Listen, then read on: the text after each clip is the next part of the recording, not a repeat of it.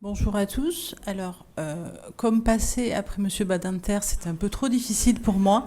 Monsieur Bonnefem a accepté de commencer. On va inverser nos interventions. Voilà. Mais je ne suis pas sûr d'être à la hauteur quand même. Bien, eh bien, écoutez, merci. Alors, merci Madame la Présidente de cette invitation à cet anniversaire. Bon anniversaire.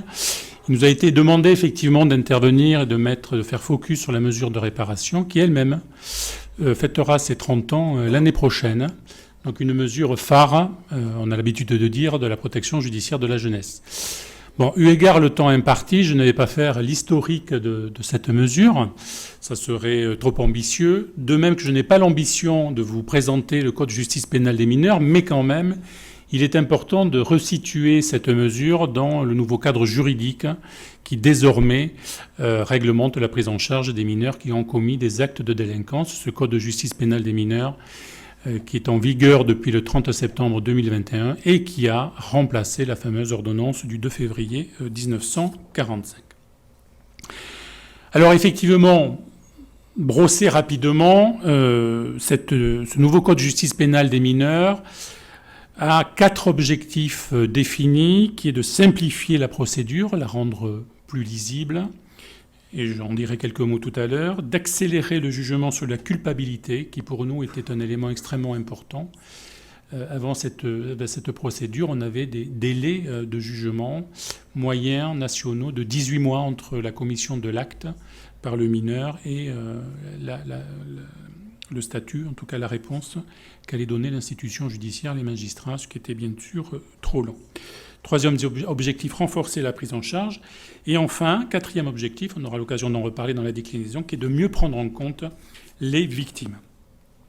Donc reste quand même dans ce Code de justice pénale des mineurs, et tous les propos témoignaient de l'importance de cet objectif, qui était de la primauté de l'éducatif, qui est maintenu, quoi qu'on puisse en dire, avec les principes de subsidiarité de la peine, d'extension du champ d'application de l'éducatif, du contenu de la mesure éducative qui a été enrichi, on y reviendra, de la dispense de mesures de déclaration de réussite éducative.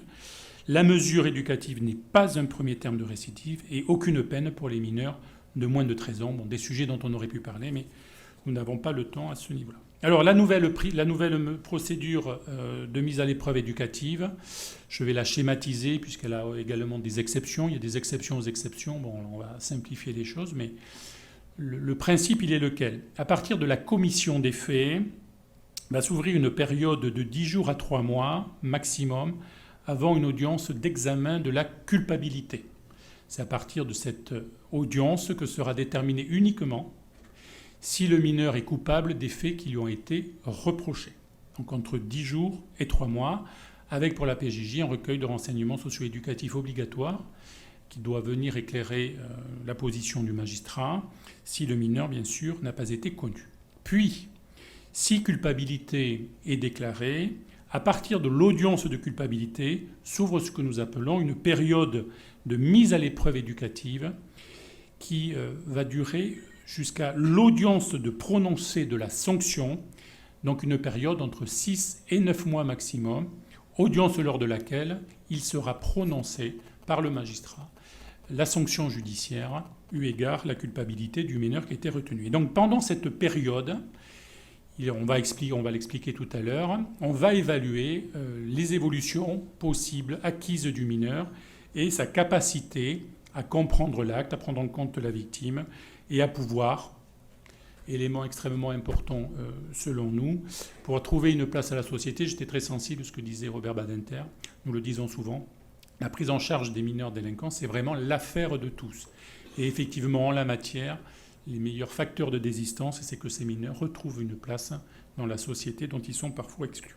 Donc 6 à 9 mois, l'audience de prononcé de la sanction, avec ensuite, et c'est là-dessus qu'il ne faut pas se tromper, ce n'est pas là que s'arrête l'intervention des services éducatifs, la possibilité d'un suivi post-sententiel jusqu'à 5 ans, il peut durer 5 ans, et maximum 21 ans, désormais c'est inscrit dans le Code de justice pénale, jusqu'à 21 ans, même pour les mineurs qui ont commis des actes de délinquance.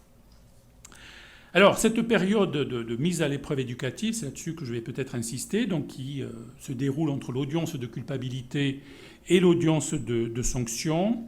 C'est une période donc ouverte après une déclaration de culpabilité, afin que la juridiction soit en mesure de prononcer une sanction adaptée à la personnalité du mineur, à son évolution et à l'infraction. Il va s'agir alors d'approfondir les éléments sur la personnalité du mineur, de procéder à l'évaluation de sa situation, de ses besoins, de mettre en œuvre un accompagnement éducatif soutenu et de permettre au mineur de s'interroger sur sa responsabilité, de se saisir de l'accompagnement qui lui est proposé. Donc la PJJ, pendant ce temps-là, alors pour moi la PJJ c'est une acception large, ne nous trompons pas ici, c'est le secteur public la PJJ, mais c'est évidemment le secteur associatif habilité. Donc la PJJ elle va devoir construire la relation éducative tout au long de ce suivi, favoriser les conditions nécessaires à l'évolution favorable du mineur, à l'accompagner ce mineur dans la compréhension de la décision de la culpabilité, de son parcours judiciaire, de sa responsabilité et dans la considération de la place de la victime. Élaborer des propositions éducatives pour la période provisoire et pour l'audience de prononcé de la sanction, préparer le mineur et sa famille à l'audience de sanction. Alors cette mesure éducative judiciaire, c'est la nouvelle mesure PJ, il n'y en a plus qu'une, c'est la mesure éducative judiciaire, dans laquelle on va retrouver les anciennes mesures que certains d'entre vous ont connues, que ce soit la liberté surveillée, l'activité de jour, la mise sous protection judiciaire, les sanctions éducatives, le placement, l'accueil du jour. On n'a plus qu'une mesure qui se retrouve dans la mesure éducative judiciaire. Elle vise donc à protéger les mineurs, à assurer son assistance, son éducation, son insertion et son accès aux soins. Voilà, donc c'est une prise en charge globale de la situation du mineur qui a lieu durant cette mesure et elle peut être prononcée à tout moment de la procédure. Une mesure qui est relativement souple, avec un milieu ouvert socle, nos services territoriaux éducatifs de milieu ouvert, une évaluation continue, la continuité d'un parcours qui est garanti, l'individualisation de la prise en charge de ce jeune et l'adaptabilité. Je passe là-dessus. Alors, la mesure éducative judiciaire que je viens de vous présenter peut lui être assortie des modules que peuvent décider les magistrats en fonction de la situation, de la personnalité du mineur telle qu'elle a été déterminée lors de l'audience de culpabilité. Peut être ainsi prononcé un module d'insertion, un module de placement, si le magistrat estime nécessaire qu'il convient d'éloigner le mineur de son milieu familial ou social, un module de santé et un module de réparation. Il est le complément, ces modules sont le complément de l'accompagnement individualisé de la mesure éducative judiciaire afin de répondre à des besoins identifiés en termes d'insertion, de réparation, de santé et de placement. Il est possible de cumuler l'ensemble des modules à la mesure éducative judiciaire ou d'en ne retenir que quelques-uns. Focus sur le module de réparation. Le module de réparation consiste en deux types d'intervention, l'activité d'aide ou de réparation, et peut-être une nouveauté, sauf pour le Prado, la médiation entre le mineur et la victime. Donc la juridiction va recueillir à ce moment-là les observations du mineur et de ses représentants légaux. Elle va fixer la durée de ce module qui ne peut excéder 1 an. Et là, on va mettre en œuvre le module, sa protection judiciaire de la jeunesse ou un service ou une personne habilitée. Alors le module de réparation, d'aide ou de réparation, l'activité d'aide ou de réparation ne peut être mise en œuvre à l'égard de la victime qu'avec l'accord de celle-ci. Donc elle consiste, cette mesure de réparation, très ancienne, je le disais en propos introductif à la PJJ, d'accompagner l'auteur dans la compréhension des codes et des causes et des conséquences de son acte, de favoriser son processus de responsabilisation, d'envisager de mettre en œuvre les modalités de réparation des dommages commis, de prendre en considération la victime. Mais rendu possible également désormais la mesure de médiation. Et sur Bordeaux, effectivement, on a habilité pour cette année l'association Le Prado à hauteur de 36 mesures de médiation pénale. sur proposition de l'association, dont on se félicite d'ailleurs du travail. Donc la médiation, elle est mise en œuvre à la demande ou avec l'accord de la victime. Elle vise à l'apaisement des relations entre l'auteur et la victime, ainsi qu'à l'ouverture ou à la restauration d'un dialogue. Elle consiste à rechercher, avec l'aide d'un tiers, une résolution amiable par les parties d'un différend né de la commission d'une infraction. La construction du projet de médiation par le service tient compte de la personnalité du mineur, de sa capacité à respecter les conditions de sa mise en œuvre. Et à toutes les étapes de la médiation, le service chargé du module informe le juge des enfants des difficultés constatées et peut solliciter la modification du module ou sa suppression. Je suis désolé, j'ai été très rapide, il y aurait beaucoup de choses à dire, mais voilà, la commande était celle-ci sur la mesure de réparation, et donc je passe la parole à Madame Lamarque, qui va nous préciser concrètement comment celle-ci est déclinée par l'association. Ça marche. Ok, parfait. Donc, moi, je suis directrice générale du pôle médico-social de l'association Laïque Le Prado. Puisque l'association Laïque Le Prado, je crois que c'est important de refaire un peu l'histoire. Finalement, je vais illustrer les propos de Madame Thuot en racontant un petit peu comment l'association s'est saisie, a construit cette mesure de réparation. Donc l'association Laïque Le Prado, c'est une association qui a été créée en 1971. Tout d'abord, on prenait en compte les enfants en situation de handicap ou les enfants en protection de l'enfance. Donc aujourd'hui, on est 1500 salariés, mais que 43 salariés interviennent dans le secteur pour lequel je parle aujourd'hui.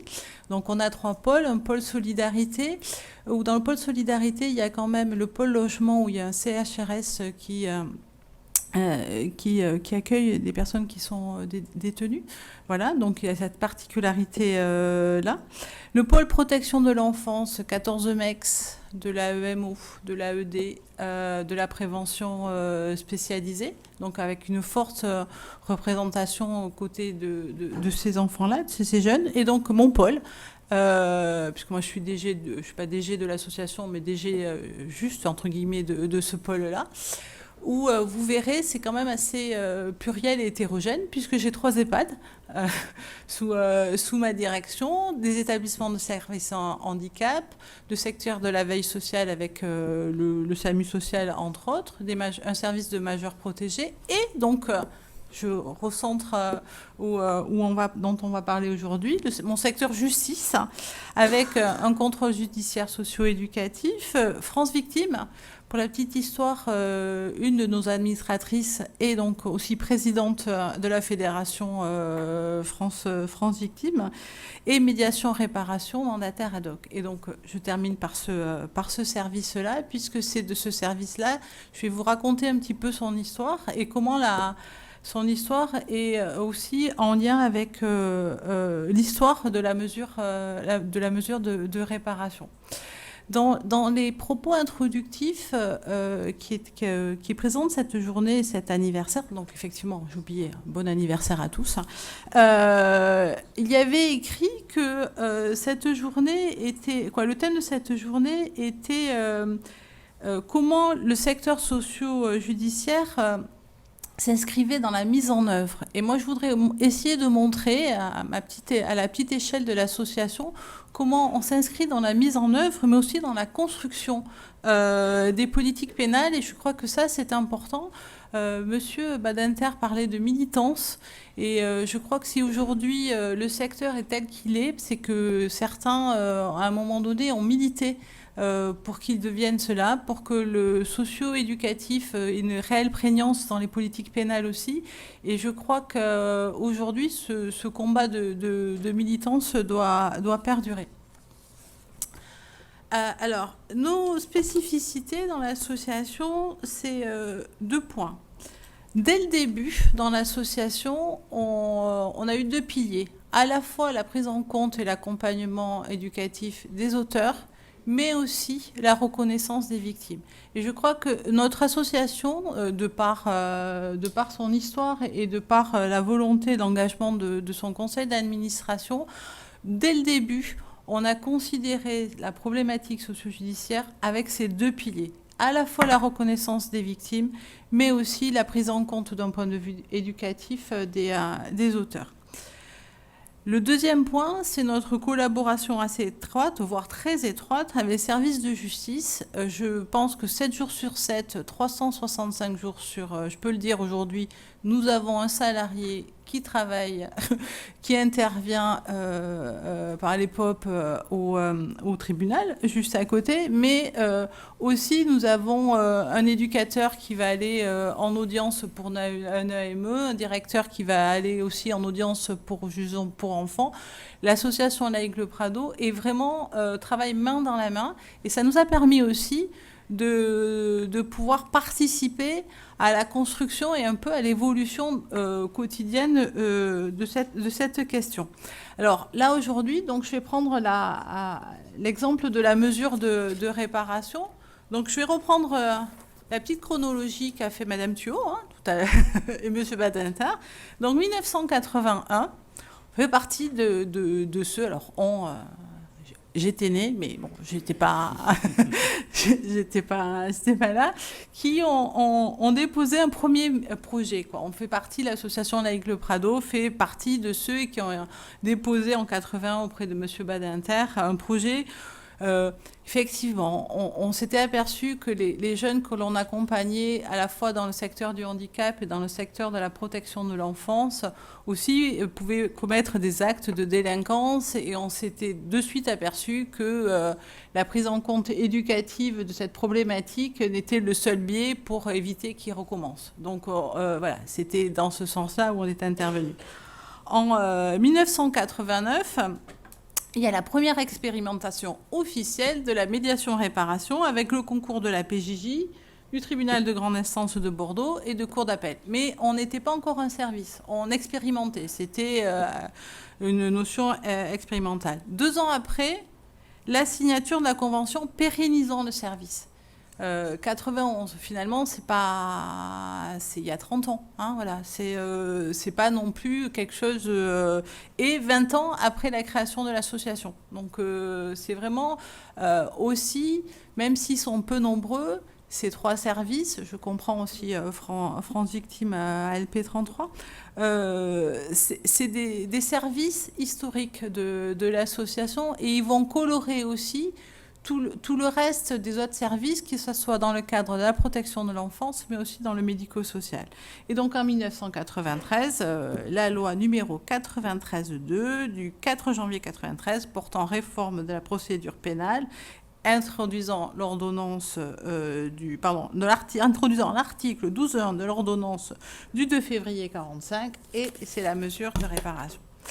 Alors, aujourd'hui, la réparation pénale, c'est quoi l'association Laïque Le Prado ? Je pense que vous allez avoir un peu les mêmes choses de votre côté, hein, si vous exercez ces mesures-là. Tout d'abord, c'est la prégnance du contenu éducatif. Alors, je sais qu'il y a des textes qui disent aujourd'hui le fort contenu éducatif, je ne sais pas comment vous prononcez ça. Nous, c'est notre pilier, vraiment notre pilier, avec différentes actions. Les réparations directes, qui sont des actions bénévoles auprès des collectivités territoriales, hein, en faisant des stages, mais surtout des réparations indirectes. Et on a beaucoup travaillé depuis le début de ce service, les réparations aussi indirectes, avec un contenu éducatif et très, j'allais dire, protocolisé. On peut dire qu'est-ce que chaque jeune dans quoi il va s'inscrire et comment on le construit aussi avec lui et comment on le fait évoluer par rapport à l'évolution des populations et des publics. Les actions bénévoles de réparation. Cela fait 10 ans, 20 ans qu'on a fait le choix, je regarde Ludovic puisqu'il est 20 ans, voilà. 20 ans qu'on a décidé de créer un poste éducatif un peu spécialisé et centré sur la création du partenariat. Parce que la mesure de réparation s'inscrit sur des mesures de réparation dans des associations. Et donc, on a aujourd'hui 44 associations, 100 lieux d'accueil pour pouvoir faire des mesures de réparation au sein d'associations. Donc, c'est des mesures de réparation indirectes. Après, on a beaucoup de modules collectifs de sensibilisation, alors avec plusieurs sujets, citoyens, groupes de réflexion et d'échange autour de la violence, prévention des risques routiers, sensibilisation à l'usage des réseaux sociaux. Et ce qui est important, c'est que qu'on les fait en co-animation avec les services de police et de gendarmerie pour vraiment main dans la main avec ces services-là. Des modules de sensibilisation à la justice où on accompagne des jeunes lors d'audience, voilà, qui comprennent aussi que s'ils continuent et s'ils font ça d'un point de vue majeur, qu'est-ce qui peut devenir. Des échanges aussi, il y a un module de sensibilisation, d'échange autour de la vie affective et sexuelle. Donc celui-là, la directrice la responsable me disait que c'était un module qui était de plus en plus pris, en tout cas proposé aux jeunes, et un module de prévention à l'usage des stupéfiants. Il y a aussi, bien sûr, la possibilité pour le jeune d'écrire une lettre d'engagement pour le procureur de la République. Et après aussi, en fonction de... Tout à l'heure, vous parliez de singularité, de propositions singulières en fonction de qui était le jeune, de pouvoir lui proposer des entretiens de prévention individuels, puisqu'on a aussi passé convention avec le CACIS, d'un point de vue... par rapport à tout ce qui est en lien avec la sexualité, et le CID et l'Addiction France par rapport à tout ce qui est en lien avec les addictions. Le service aussi s'est beaucoup engagé dans la justice restaurative avec une expérimentation depuis 2 ans. Alors je sais pas, alors moi je connaissais pas, mais je sais pas si vous connaissez le logiciel Fred. Donc le logiciel Fred, c'est un casque à réalité virtuelle où à la fois la victime mais aussi l'auteur peut, grâce à un avatar, exprimer aussi des choses qu'il ne peut pas exprimer en entretien, quoi. C'est vraiment un support, une médiation pour permettre aussi l'expression de certaines choses qu'on n'arrive pas à faire en face à face. Et ça, c'est important puisque l'an dernier, on a vu un peu une hausse aussi du pourcentage de jeunes qui étaient suivis par le médico-social, donc par un autre secteur. Et effectivement, à ces jeunes et avec ces nouveaux profils, ça peut permettre d'exprimer des choses alors que la médiation de l'entretien individuel est un peu différent. Donc, notre particularité, effectivement, la grosse prégnance du contenu éducatif. Notre deuxième singularité, c'est une conception professionnelle à une nouvelle habilitation. Depuis toujours, dans les mesures de réparation à l'association Laïque Le Prado, on a fait toujours un courrier à la victime. C'est-à-dire qu'à chaque fois qu'on avait une mesure, on écrivait à la victime pour l'informer qu'on allait accompagner, pour essayer de lui demander, si elle souhaitait nous contacter, si elle avait quelque chose à demander, à pouvoir dire.